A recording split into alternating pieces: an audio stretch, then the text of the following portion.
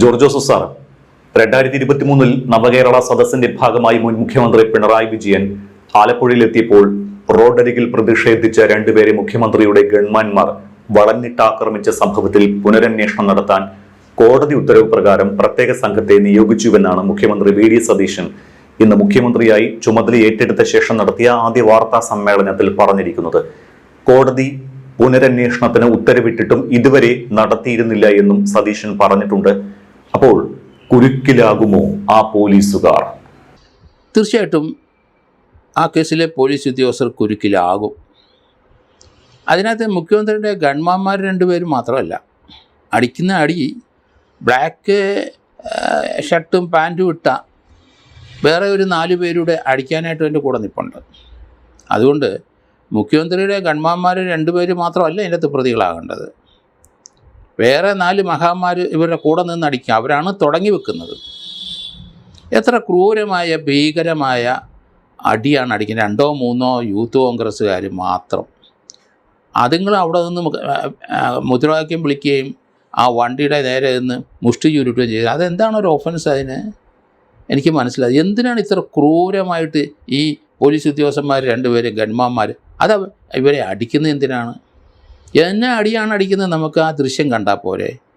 അത് തീർച്ചയായിട്ടും അതിൻ്റെ ഒരു സ്പെഷ്യൽ ഇൻവെസ്റ്റിഗേഷൻ ടീം ആരന്വേഷിച്ചോ അതൊരു പെർഫെക്ചറി ഇൻവെസ്റ്റിഗേഷനാണ് ആ DYSPയും സംഘവും നടത്തിയത്. പെർഫെക്ചറി ഇൻവെസ്റ്റിഗേഷന് വേറെ വകുപ്പ് ഇന്ത്യൻ പീനൽ കോഡിൽ കിടപ്പുണ്ട്. തെറ്റായ രീതിയിൽ അന്വേഷണം നടത്തിയാൽ അതിന് 3 വർഷം അന്വേഷണ ഉദ്യോഗസ്ഥനോടെ പ്രതിയാക്കണം, 3 വർഷം ശിക്ഷയ്ക്ക് അർഹനാണ്. എങ്ങനെയാണ് കള്ള എഴുതി വെക്കുക? അതൊരു പോലീസ് ഉദ്യോഗസ്ഥൻ്റെ ഒരു ട്രെയിനിങ് കഴിഞ്ഞ പോലീസ് ഉദ്യോഗസ്ഥൻ്റെ ധർമ്മമാണോ?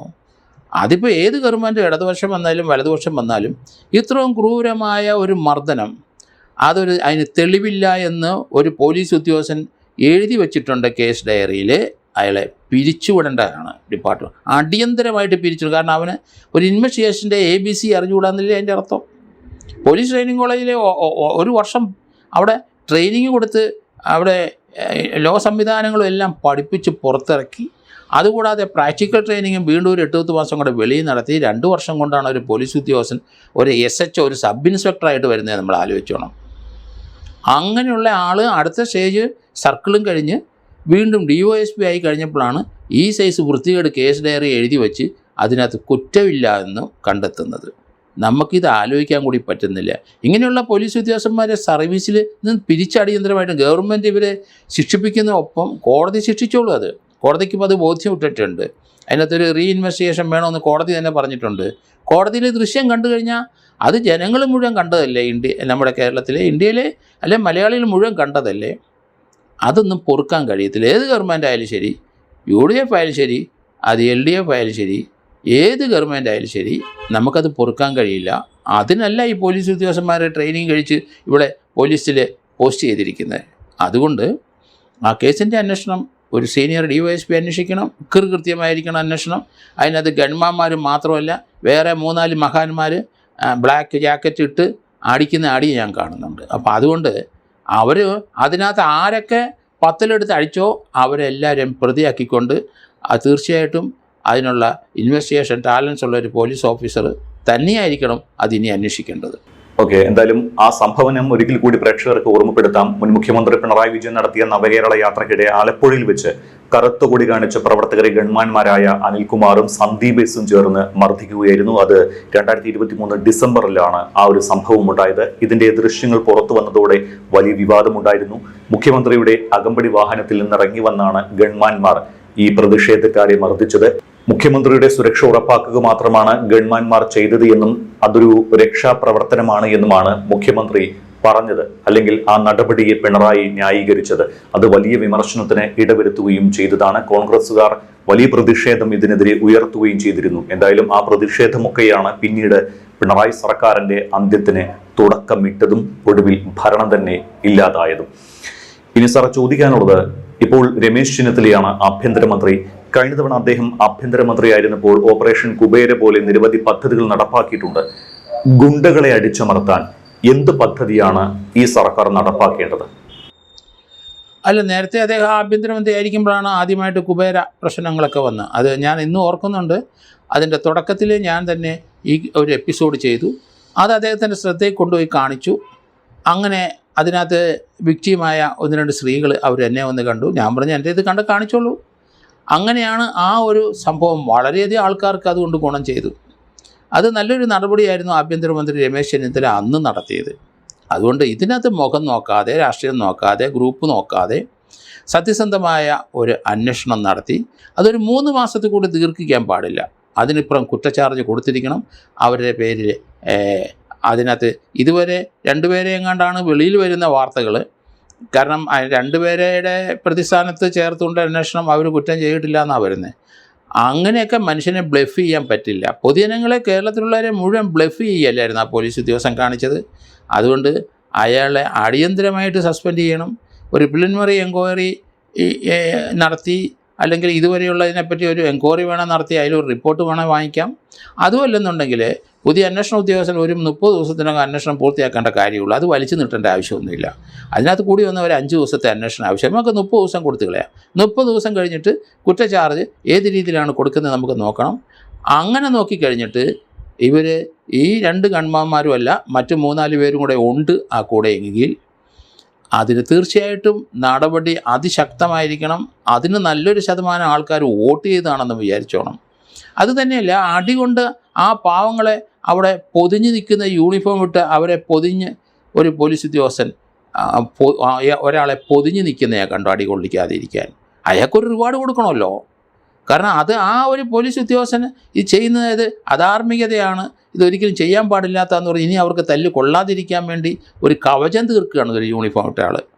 ആ 2-3 കുട്ടികൾ അവിടെ അടി തുടങ്ങിയപ്പോൾ ഒരിക്കലും പ്രതീക്ഷിക്കുന്നില്ല. ഇത്ര ഭീകരമായ അടി തുടങ്ങിക്കഴിഞ്ഞപ്പം അതുങ്ങൾ ആ ഹോട്ടലിനോട് ആ ഭിത്തിയോട് ചേർന്ന് അടി കൊള്ളാതെ കുനിഞ്ഞ് അവിടെ ഇരിക്കുന്ന കാഴ്ച വളരെ ദയനീയം തന്നെയാണ്. ഏതായാലും ഭാഗ്യത്തിന് തോമസ് അടികൊണ്ടയാൾ MLA ആയി വന്നിരിക്കുന്നു. നല്ല കാര്യം. ഈ സതീശൻ സർക്കാരിന്റെ കാലത്ത് പോലീസ് സേനയിലും വലിയ മാറ്റങ്ങൾ വരുത്തേണ്ടത് അത്യാവശ്യമാണല്ലോ. എന്ത് മാറ്റമാണ് സേനയിൽ വരുത്തേണ്ടത്? പോലീസ് സേനയിൽ രമേശ് ചെന്നിത്തല ആഭ്യന്തര വകുപ്പ് മന്ത്രിയായി വന്നിരിക്കുന്നു. തീർച്ചയായിട്ടും ഇപ്പം സർക്കാർ സെക്രട്ടേറിയറ്റിൽ ആർക്ക് വേണേലും എപ്പം വേണേലും കയറി പരാതിപ്പെടാം, ഏത് മന്ത്രിയെ കാണാം. പത്രപ്രവർത്തകർ കഴിഞ്ഞ 8-10 വർഷമായിട്ട് അവിടെ പ്രവേശനമില്ലാത്തവരും ഇപ്പം സെക്രട്ടറിയറ്റിനകത്ത് അവർക്ക് കയറി ഇറങ്ങി നടക്കാം. അവർക്ക് ആവശ്യമുള്ള വിവരങ്ങൾ ശേഖരിക്കാം. അഴിമതി കുറയും അത്. കാരണം ആൾക്കാർ ശ്രദ്ധിക്കുമെന്ന് അവർക്കറിയാം. അതുപോലെ തന്നെ പോലീസ് സ്റ്റേഷനിലും അതേ രീതിയിലൊരു മാറ്റം ഉണ്ടാകണം.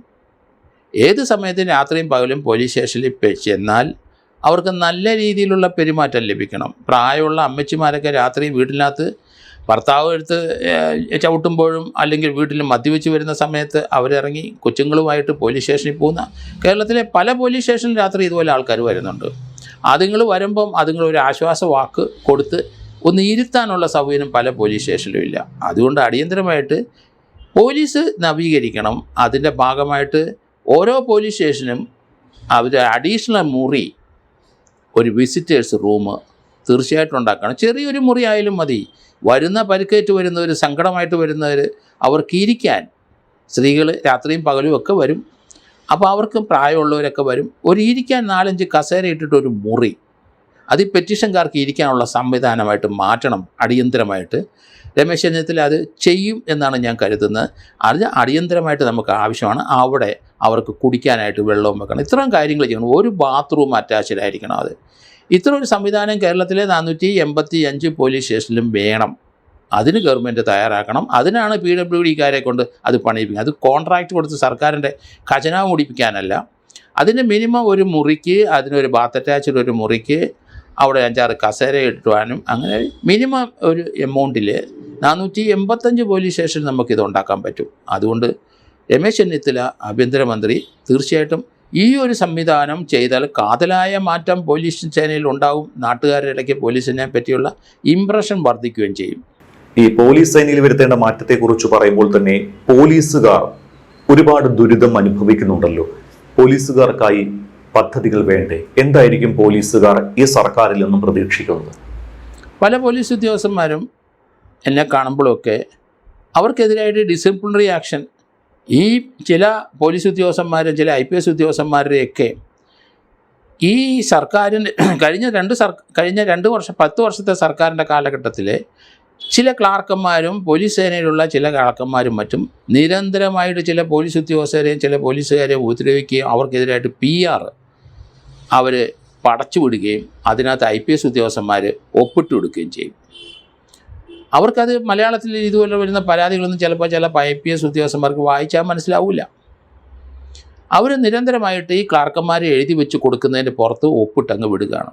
എത്രയോ ആൾക്കാരെ ഞാൻ കാണുന്നുണ്ട് നിസാരമായി ഒരു വാണിംഗ് കൊടുക്കേണ്ട കാര്യത്തിനെ പറ്റി 3, 4, 5 വർഷമായിട്ട് അവരുടെ പേരിൽ PR അവരുടെ പേരിൽ പണിഷ്മെൻറ്റ് റോള് കുറ്റാരോപണ മെമ്മോ ഒക്കെ കൊടുത്ത് ഇങ്ങനെ ഇട്ട് മാനസികമായിട്ട് എന്തിനാണ് ഇത്രയും രീതിയിലുള്ള കാര്യങ്ങൾ ചെയ്യുന്നതെന്ന് എനിക്ക് മനസ്സിലാകുന്നില്ല. അതൊരു വാണിംഗ് എന്ന് പറഞ്ഞാൽ 10-15 ദിവസം കൊണ്ട് ഒരു എൻക്വയറി തീർത്ത് വാണിംഗ് കൊടുക്കുക അല്ലെ ഇൻക്രിമെൻറ്റുകളെക്കാൾ എന്തിനാണ് വർഷക്കണക്കിന് തീർക്കുന്നത്? ഒരു ഡിപ്പാർട്ട്മെൻറ്റിൽ എൻക്വയറി ഒരു പോലീസ് ഉദ്യോഗസ്ഥൻ്റെ പേരിൽ തുടങ്ങിയെന്ന് പറഞ്ഞാൽ അത് തീർച്ചയായിട്ടും ഒരു 30 ദിവസത്തിനകം ഡിസ്പോസ് ചെയ്തിരിക്കണം. പണിഷ് ചെയ്യുമോ എന്ത് വേണം ചെയ്തോട്ടെ, അത് 30 ദിവസത്തിനകം ഡിസ്പോസ് ചെയ്യുന്ന മാത്രമല്ല അതിന് അപ്പീൽ ചിലപ്പോൾ അവർ കേരള അഡ്മിനിസ്ട്രേറ്റീവ് ട്രിബ്യൂണലിൽ കൊടുത്തിട്ടുണ്ടെങ്കിൽ അവിടെയും വളരെ വേഗം പോലീസ് കൗണ്ടർ അഫിഡവിറ്റ് കൊടുത്തിട്ട് മാനസികമായി പോലീസ് ഉദ്യോഗസ്ഥന്മാരെ പീഡിപ്പിക്കരുത്. പോലീസ് ഉദ്യോഗസ്ഥന്മാരുടെ സംഘടനകൾ അവിടെ ഇവിടെയൊക്കെ ഉണ്ടെങ്കിലും അങ്ങനെ സ്റ്റേറ്റ് ലെവലിലൊക്കെ ഉണ്ടെങ്കിലും അതുകൊണ്ടൊന്നും യാതൊരു പ്രയോജനം ഒരു പോലീസ് ഉദ്യോഗസ്ഥർക്കും കിട്ടുന്നില്ല. അവരവരുടെ കീശ വീർപ്പിക്കാനുള്ള പോസ്റ്റുകളൊക്കെ വാങ്ങിച്ച് എല്ലാവരും കൊടുക്കുമെന്നല്ലാതെ അതിലപ്പുറം ഒന്നും നടക്കുന്നില്ല. അതുകൊണ്ട് ഡിപ്പാർട്ട്മെൻറ്റിലെ എൻക്വയറി ഒരു 30 ദിവസത്തിനകം തീർത്തിരിക്കണം. അവർക്ക് വളരെയധികം ആൾക്കാരെ അകാരണമായിട്ട് പണിഷ് ചെയ്യുന്നുണ്ട്. അവരുടെ PR വർഷക്കണക്കിന് ഇങ്ങനെ നിലനിൽക്കുന്നതായിട്ടുണ്ട്. അവർക്ക് സമയത്തിന് പ്രൊമോഷൻ കൊടുക്കില്ല. അങ്ങനെ ധാരാളം പേര് സഫർ ചെയ്യുന്നുണ്ട്. അതിനൊക്കെ ഒരു മാറ്റം ഉണ്ടാകണം. പോലീസ് സ്റ്റേഷനിലെ ഞാൻ പറഞ്ഞത് വരുന്ന അവിടുത്തെ പരാതിയായിട്ട് വരുന്ന സ്ത്രീകൾക്കും കുട്ടികളും ഇരിക്കാനുള്ള ഒരു മുറി, രാത്രിയും പകലും വന്നിരിക്കാം. അവരെ മകനെ ചിലപ്പം പിടിച്ചുകൊണ്ട് പോവും, കള്ളു കുടിച്ച ഭർത്താവിനെ പിടിച്ചുകൊണ്ട് പോവും. അതൊക്കെ സമൂഹത്തിൽ നടക്കുന്ന കാര്യങ്ങളല്ലേ. അത് അന്വേഷിക്കാൻ ചിലപ്പോൾ മകനോ മകളോ അല്ലെങ്കിൽ അമ്മയോ ഒക്കെ വരും. അത് സർവ്വസാധാരണമല്ലേ. അതിനകത്ത് പോലീസ് വൈരാഗ്യം വെച്ചിട്ട് കാര്യമില്ല. അവർ വരട്ടെ പോലീസ് സ്റ്റേഷനിലെ. അവരെ ചിലപ്പോൾ ഏൽപ്പിച്ചങ്ങ് വിട്. പോലീസ് സ്റ്റേഷനിൽ കൊണ്ടുപോയിട്ട് മർദ്ദിച്ച് അവരെ കൊന്നെടുക്കുന്ന സംഭവങ്ങളൊക്കെ പഴയ കാലത്താണ്. അതൊന്നും ഇനി നടക്കില്ല.